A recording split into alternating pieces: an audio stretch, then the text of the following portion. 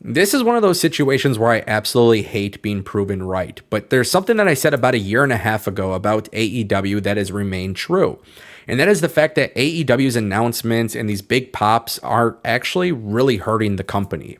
And it's not just an opinion at this point. I mean, if you look at the numbers, ticket sales are down, right? Ratings are down. And I'm not one of those guys who harp on ratings. I don't give a shit about ratings. In fact, it's not even going to be part of my argument in this video.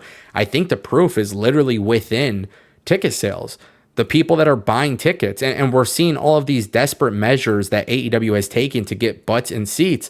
Now, look, for me personally, I don't have a problem with AEW doing buy one, get one, or some sort of deal. I think that's great. That's like any other retail store. That's what promoters do, right? They got to put butts in seats. They run promotions and they get you in there. That's fine.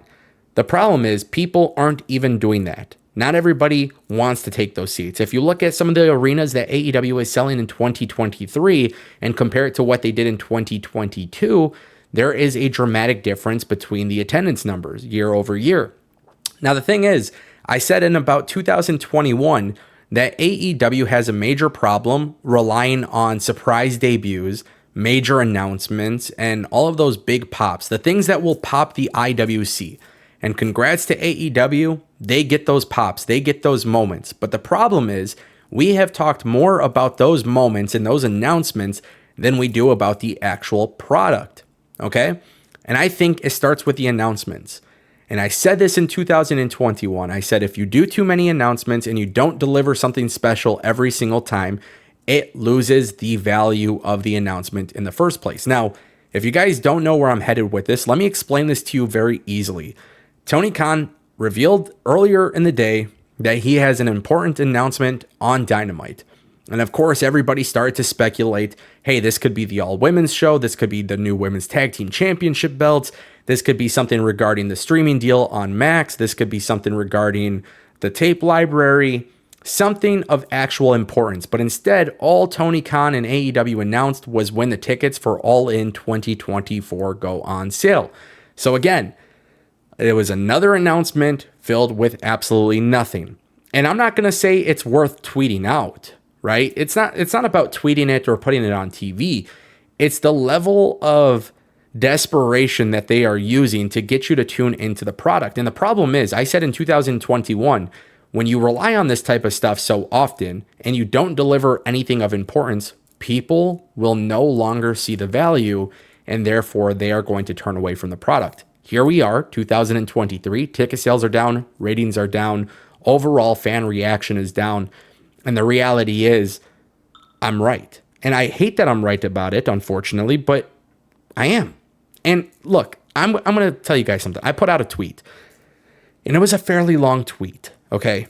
And I'm not going to read the whole thing. I like to do these blog type posts on Twitter sometimes. It's always good to just kind of write a little bit and share my opinions on there. So if you guys aren't following me at Ango PW, go ahead. I'll put the link to the tweet in the description down below. But there's two things I really wanted to talk about. I said, so this is what I said. I said, I see more people talking about those surprise debuts, those announcements and stuff like that, and less about the actual television show they're producing. When AEW pops a good rating, I hear more about the numbers that they're getting than the actual show itself. AEW has had tremendous success. All in ticket sales were absolutely bonkers for a 5-year-old company, but the talk prior to the show was the lack of build, which seems to be a common trend, and the drama that took place between Jungle Boy and CM Punk. So keep in mind, AEW, 85,000 tickets, tremendous numbers, doing really good things. Obviously, very, very awesome to see that. And yet people were talking about Jungle Boy and CM Punk. People were talking about the ticket sales number. They weren't talking about All In, the show itself. I said the reality is that AEW has tremendous potential, and they have an owner who loves wrestling, and wrestling is better with AEW in it, but things need to change. And it starts with AEW just focusing on AEW. Build better stars, build their stars, better utilize their talent, and most importantly, stop worrying about WWE. I know this app loves the shit talk from Tony Khan, and sometimes I love the passion he showcases, but I'd much rather see AEW do the talking with their product. This company has a badass roster and some amazing people backstage, and I want to see them win. But for some reason, whenever I state the obvious stuff, people get offended. And I also reminded people in that tweet that for a very long time, I stopped covering WWE because of the product that they were putting out was not good, but AEW and Impact were. See, the thing is, the reality is people talk more about the drama and the backstage stuff than they do about the product. I've been saying that since after All Out 2021. And that still remains true to this day. AEW does produce some good stuff and they produce some bad stuff. That is all stuff that you can do and fix like within time, right? But the problem is, I think Tony Khan saw the rating that he got last week, because this is a trend, by the way.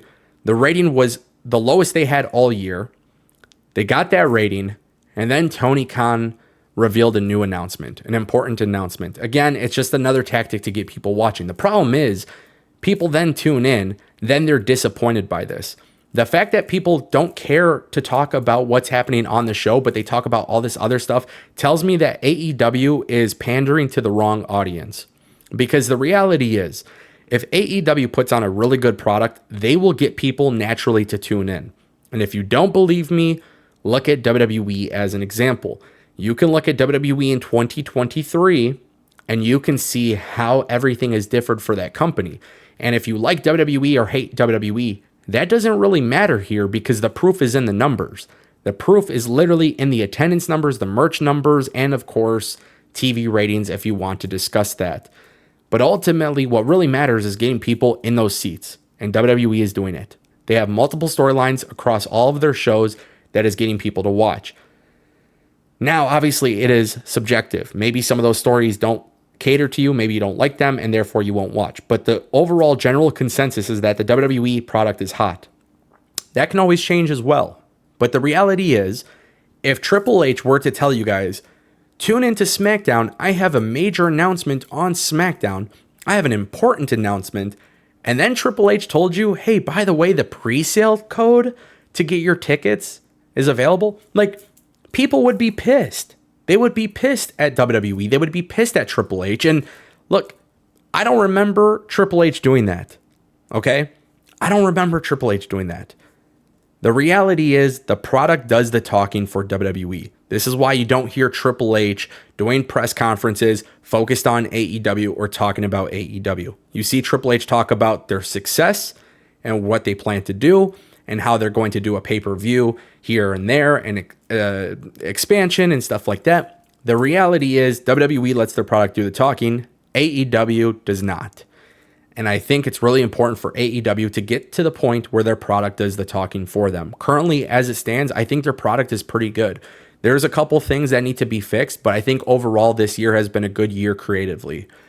The problem is they are relying on these other tactics, and I get it, Tony Khan is a promoter, but if you have an important announcement, you don't have to tweet the announcement. You can reveal it on the show, right? You can do the lower third graphic and say, hey, the pre-sale code, whatever. That's fine and dandy. But if you're hyping up an important announcement and that's the result you're getting, that tells me you are desperate, okay?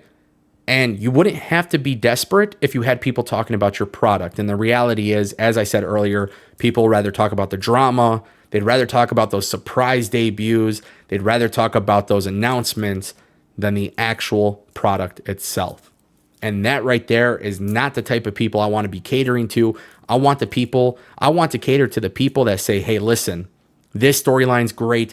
This one has a lot of potential. I really like this wrestler. I like this person. I like what they're doing with this person. I like what they're doing with that person. I really love what they did with Collision this past week.